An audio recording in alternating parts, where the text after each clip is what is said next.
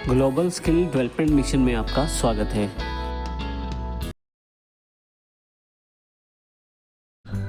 हमारे पास जो next software है वो है माइक्रोसॉफ्ट एक्सेल 2010। माइक्रोसॉफ्ट एक्सेल 2010 की सबसे बड़ी विशेषता ये है कि इसमें आप कैलकुलेशन कर सकते हैं और टिपिकल से टिपिकल कैलकुलेशंस को ये आसानी से कर देता है। एक्सेल जो एक सॉफ्टवेयर माइक्रोसॉफ्ट की तरफ से अवेलेबल है, उसमें आप किसी भी तरह की कैलकुलेशन कर सकते हैं।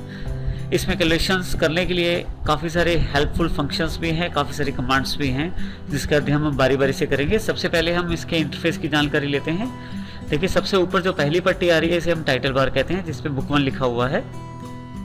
यहाँ कोने में आपके पास राइट हैंड साइड 3 बटन है ऊपर वाली तरफ। पहला बटन क्लोज करने के लिए एप्लीकेशन को, दूसरा रिस्टोर और तीसरा मिनिमाइज करने के लिए। इसी तरह से हमारे पास जितने भी कमांड्स हैं वो टैब्स और रिबन्स में बटी हुई हैं। देखिए, टैब्स हमारे पास अवेलेबल हैं, tab, file tab, home tab, insert tab, इस तरह से काफ़ी सारे टैब्स अवेलेबल हैं। होम टैब पे जैसे हम क्लिक करते हैं तो उससे रिलेटेड रिबन नीचे की तरफ खुल जाता है। आप ध्यान से देखें तो ये जितना भी रिबन है यहाँ से लेके यहाँ तक सारा रिबन होम टैब के अंतर्गत है, जिसमें काफ़ी सारे ग्रुप्स ऑफ कमांड्स हैं, जैसे क्लिपबोर्ड, फॉन्ट, अलाइनमेंट, नंबर, इस तरह से काफ़ी सारे ग्रुप्स बने हुए हैं। हर ग्रुप ऑफ कमांड्स में कुछ कमांड्स अवेलेबल हैं, जैसे cut, copy, paste, format, painter. तो यहाँ से हम उन कमांड्स का प्रयोग कर सकते हैं। थोड़ा सा नीचे आए तो यहाँ हमारे पास नेम बॉक्स अवेलेबल है, जहाँ किसी सेल का नाम या किसी सेल का एड्रेस आएगा। उसके पश्चात ये फार्मूला बार देखें, यहाँ पे आपके पास फार्मूला लिखने के लिए जगह है। एक्सेल की सबसे बड़ी विशेषता यह है कि इसमें जो भी जानकारी या जो डेटा रखा जाता है वो रोज और कॉलम फॉर्मेट में रखा जाता है। हमारे पास देखिए columns A, column B, column C, column D, column, इस तरह से काफ़ी सारे कॉलम्स हैं। और अगर हम रो साइड पे देखें तो 1, 2, 3, 4, इस तरह से काफ़ी सारी रोज अवेलेबल हैं हमारे पास। जितनी भी रोज और कॉलम्स हैं सब एक दूसरे को इंटरसेक्शन करते हैं और इनका इंटरसेक्शन एक छोटा सा बॉक्स बन जाता है, जिसको हम सेल कहते हैं। देखिए, ये जिस बॉक्स पे मैंने क्लिक किया है ये एक सेल है। हर सेल का एक एड्रेस होता है। सेल का एड्रेस जानने के लिए आप कॉलम वाइज और रो वाइज देख सकते हैं। देखिए, जब मैं यहाँ क्लिक करता हूँ तो इसका कॉलम जी है, ये जानकारी दे रहा है, और जो रो है वो 9 है। इस तरह से अगर मैं इस पर क्लिक करता हूँ तो देखिए I12 यानी कि I12, I जिसमें कॉलम है और 12 उसकी रो है। तो इस तरह से पूरा का पूरा जो एक्सेल है वो रोज और कॉलम्स और सेल्स में बटा हुआ है। इस छोटे से खाने को हम सेल कहते हैं, जिसकी सबसे बड़ी विशेषता है एक्सेल में। इसके पश्चात थोड़ा सा नीचे देखें तो हमारे पास बाय डिफॉल्ट एक्सेल के द्वारा 3 शीटें दी गई हैं, जिसमें हम बाय डिफॉल्ट पहली शीट पे काम कर रहे हैं। इसके अलावा आप और शीटें चाहे तो इस बटन से और शीट भी बना सकते हैं। नीचे की तरफ देखें, सबसे नीचे एक स्टेटस बार अवेलेबल है जहाँ रेडी लिखा हुआ है। यहाँ से लेके यहाँ तक स्टेटस बार अवेलेबल है, जहाँ जूम बटन भी आपके पास अवेलेबल हैं और कुछ पेज व्यूज भी अवेलेबल हैं यहाँ पे, जिनकी जानकारी हम बाद में लेंगे। इस तरह से ये जो इंटरफेस है ये एक्सेल का इंपॉर्टेंट इंटरफेस है।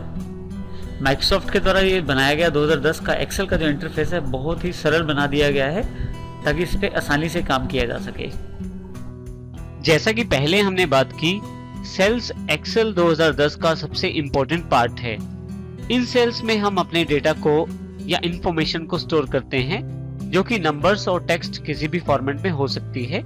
इंफॉर्मेशन को स्टोर करने के लिए आप उस सेल पे क्लिक कर सकते हैं जहां आप इंफॉर्मेशन स्टोर करना चाहते हैं या डेटा स्टोर करना चाहते हैं। जैसे यहाँ मैं नेम टाइप करना चाहता हूँ।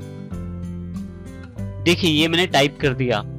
यदि आप ध्यान दें तो अभी तक मैंने सिर्फ टाइप किया है और इसको फाइनल नहीं किया है, अर्थात मैं चाहूं तो इस सेल में चेंजेस कर सकता हूं और कुछ भी टाइप कर सकता हूं दोबारा।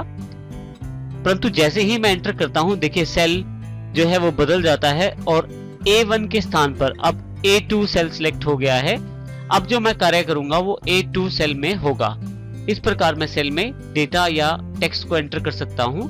इसी के साथ साथ कीबोर्ड पे बनी हुई एरो कीज का प्रयोग करके आप राइट, डाउन, अप या लेफ्ट किसी भी दिशा में जा सकते हैं और कोई भी सेल सिलेक्ट कर सकते हैं। जैसा कि मैंने पहले बताया, आप क्लिक करके भी उस सेल को सिलेक्ट कर सकते हैं जिस सेल पे आप इंफॉर्मेशन एंटर करना चाहते हैं। यहां मैं अब हिंदी टाइप कर देता हूं और फिर से यहां राइट एरो की का प्रयोग करते हुए B1 के स्थान पर C1 सेल को सिलेक्ट कर लेता हूं और यहाँ पे मैं इंग्लिश टाइप करता हूं ENG।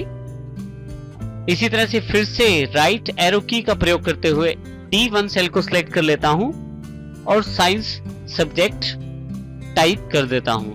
देखिए इस प्रकार मैं एरो कीज का प्रयोग करते हुए आसानी से इन सेल्स में वैल्यू फिल कर सकता हूं, आसानी से इन सेल्स में अपना डेटा या इंफॉर्मेशन को स्टोर कर सकता हूं। यहाँ ये भी ध्यान देने योग्य बात है कि हर सेल का एक खास एड्रेस है। जैसे नेम जो है वो A1 सेल में, हिंदी B1 सेल में, इंग्लिश C1 सेल में और साइंस D1 सेल में स्टोर किया गया है। यहाँ उदाहरण में देखिए मैंने काफी सारी वैल्यूज टाइप कर दी हैं। अब मान लीजिए मैं किसी वैल्यू या डेटा में चेंज करना चाहता हूं, तो उस स्थिति में सबसे पहले मैं उस सेल को सिलेक्ट करूंगा जिस सेल पे मुझे डेटा को चेंज करना है या इंफॉर्मेशन को चेंज करना है। जैसे मैं A1 को चेंज करना चाहता हूं, तो जैसे ही A1 पे क्लिक करता हूं मेरा A1 सेल सिलेक्ट हो गया है। अब मान लीजिए मुझे यहाँ पे जो नेम का सबसे पहला लेटर है N, उसे बड़ा करना है। इसके लिए मैं ये जैसे ही कैपिटल लेटर लिखना शुरू करता हूं, पिछले वाला सारा डेटा क्लियर हो जाता है, पिछले वाला सारा वैल्यूज हटा दिया जाता है एक्सेल के द्वारा। लेकिन जैसे ही देखिए अभी मैंने इसको फाइनल नहीं किया है, फाइनल करने से पहले अगर मैं एस्केप दबा दूं तो फिर से नेम वापस आ जाएगा। इसका अर्थ ये हुआ कि यदि आपके सेल में पहले से डेटा है और आप उसको बदलना चाहते हैं तो एक्सेल डिफॉल्ट रूप में पिछले वाली वैल्यूज को हटा के नई वैल्यूज फिल कर देगा। 22 की जगह मैं 55 भरना चाहता हूं, तो जैसे ही मैं 55 टाइप करता हूं 22 वाली वैल्यू को हटा दिया जाता है। और यदि मैं एंटर कर देता हूं यहाँ पे तो ये वैल्यू फाइनल कर दी जाती है। और यदि एस्केप बटन का प्रयोग कर लूं तो पिछली वाली वैल्यू मेरे पास वापस आ जाती है। अभी मैं यहाँ एस्केप बटन का प्रयोग कर लेता हूं जो आपके कीबोर्ड पे सबसे पहला बटन है। अब जैसे मेरी सबसे पहली रिक्वायरमेंट ये है कि नेम जो मेरे पास A1 सेल के अंतर्गत वैल्यू है, यहाँ नेम का फर्स्ट लेटर मैं कैपिटल करना चाहता हूं। इसके लिए मेरे पास दो तरीके सबसे सरल उपलब्ध हैं। सबसे पहले आसान तरीका, डबल क्लिक करें माउस का।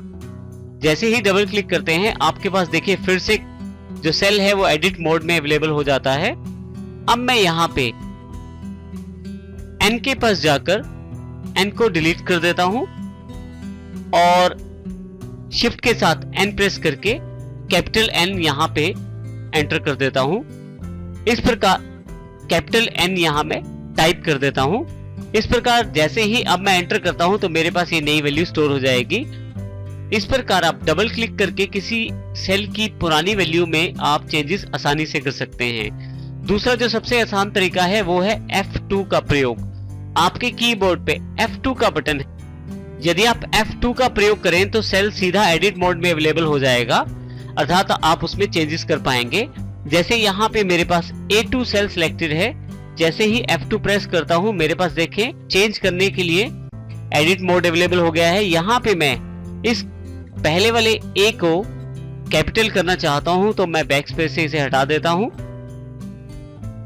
और शिफ्ट के साथ A प्रेस कर देता हूं और जैसे ही चेंजेस करने के पश्चात एंटर करता हूं मेरे पास ये वैल्यू फाइनल हो जाएगी।